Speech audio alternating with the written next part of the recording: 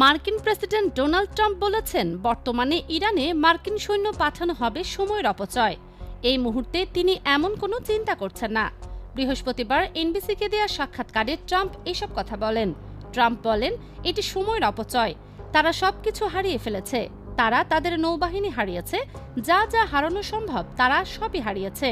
এর আগে এনবিসিকে দেয়া এক সাক্ষাৎকারে ইরানের পররাষ্ট্রমন্ত্রী আব্বাস আরাগচি বলেছিলেন, ইরান যুক্তরাষ্ট্র বা ইসরায়েলের স্থল অভিযান মোকাবেলা করতে প্রস্তুত। আরাগচির এই বক্তব্যকে অর্থহীন মন্তব্য বলে অভিহিত করেন ট্রাম্প। ট্রাম্প আরও জানান, তিনি ইরানের বর্তমান নেতৃত্ব কাঠামো পরিষ্কার বা আমূল পরিবর্তন করতে চান। কারো নাম উল্লেখ না করেই তিনি বলেন, আমরা চাই তাদের একজন ভালো নেতা থাকুক। আমাদের কাছে এমন কিছু লোক আছে যারা আমার মতে খুব ভালো কাজ করবে। এর আগে ইরানের শীর্ষস্থানীয় কর্মকর্তা আলী লারেজানি জোর দিয়ে বলেছিলেন, তার দেশ যুক্তরাষ্ট্রের সম্ভাব্য যে কোনো আক্রমণ মোকাবেলায় পুরোপুরি প্রস্তুত। তিনি অঙ্গীকার করেছেন, মার্কিন সেনারা ইরানে প্রবেশ করলে তাদের বন্দী করা হবে এবং হত্যা করা হবে।